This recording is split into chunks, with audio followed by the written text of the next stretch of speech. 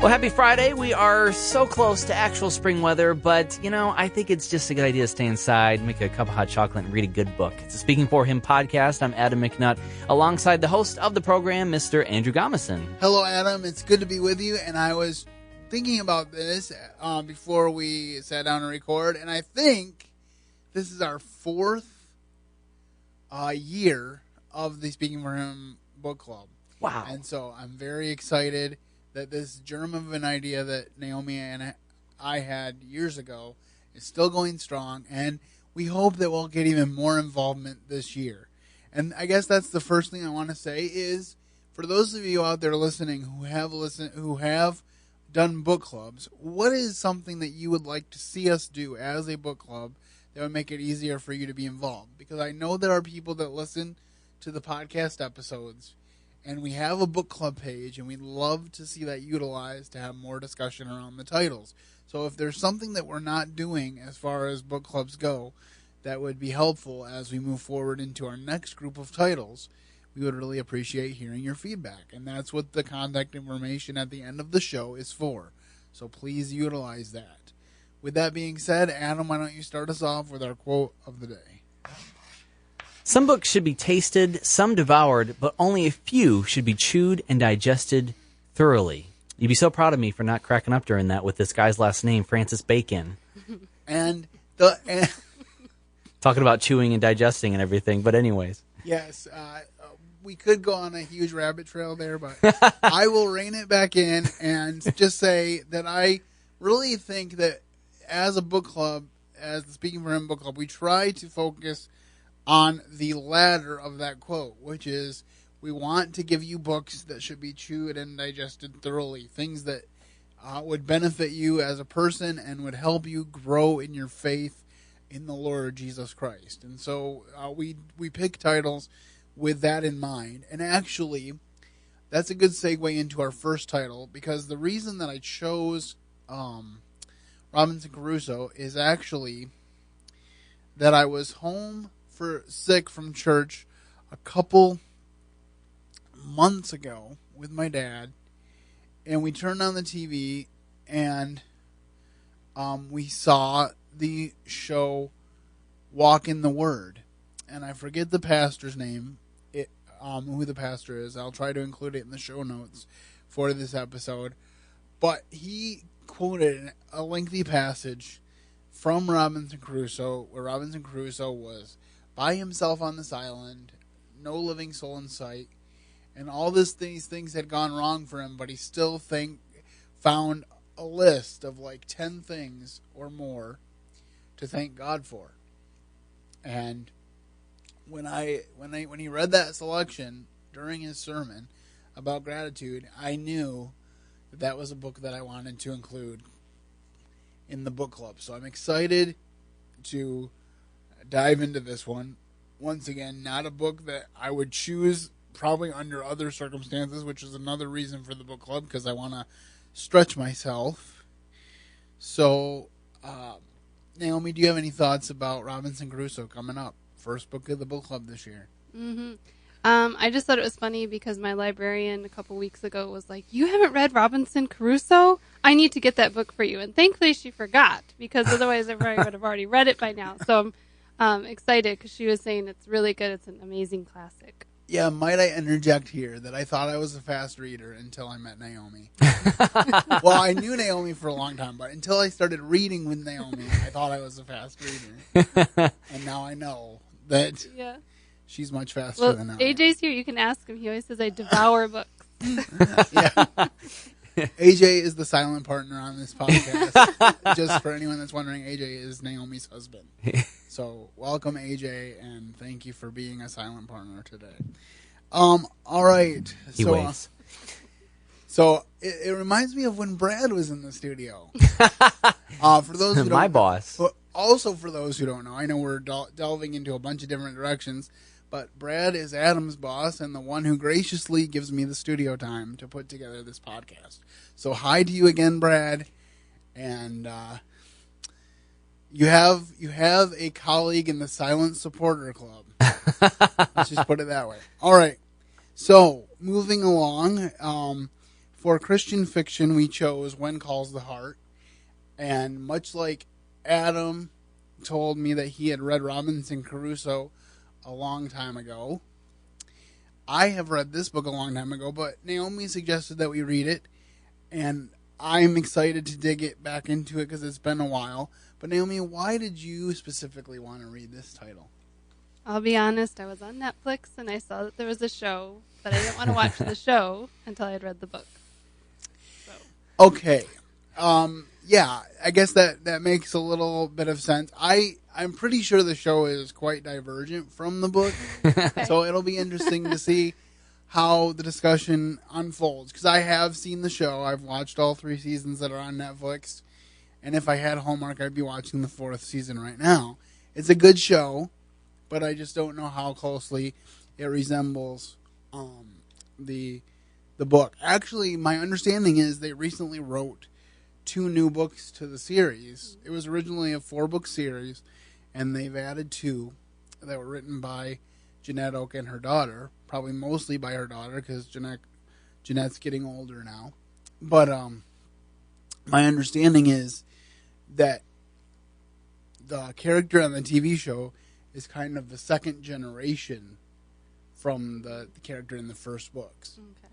Like she's her mother's namesake doing similar work, but it's about her, and so the new books more dovetail with the TV series, which I'm not 100% sure, but that's my understanding from the little research I've been able to do. But I'm excited to dig into this. Jeanette Oke is actually, it's interesting that she writes pioneer stories because she's also considered a pioneer in Christian fiction.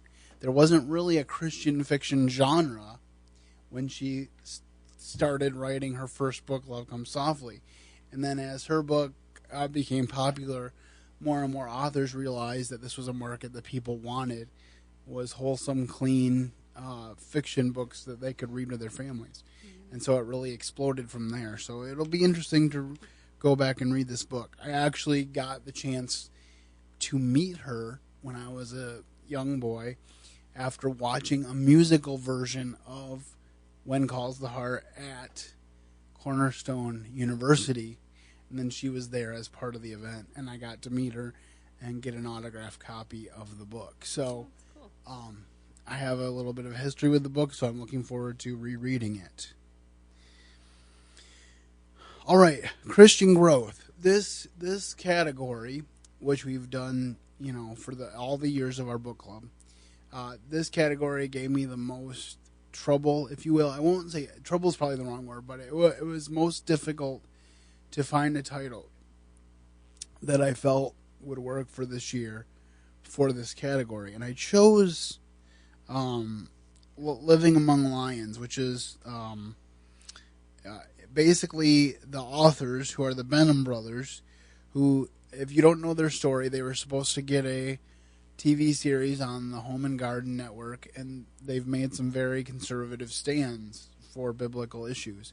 And so they were basically told by Home and Garden, we don't want you, and lost their show before it went to air. But they write this book about how to live as Daniel did in Babylon, as we become more and more of a minority here in the United States as believers.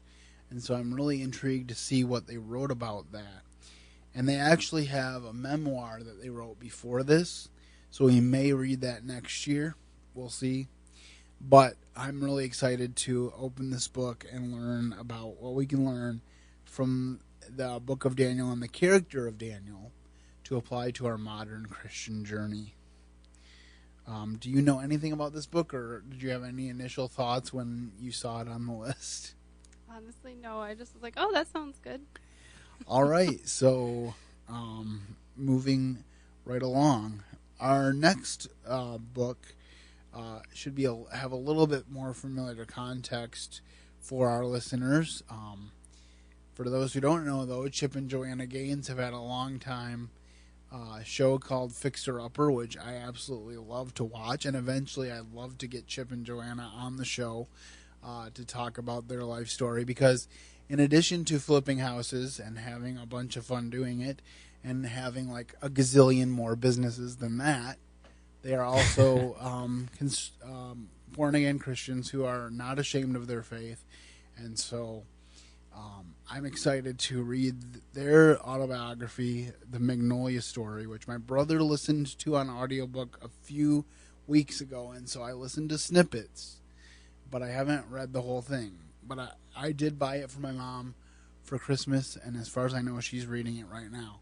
So I'm really interested to dig into that as well. And I don't know, have you seen Fixer Upper, Naomi?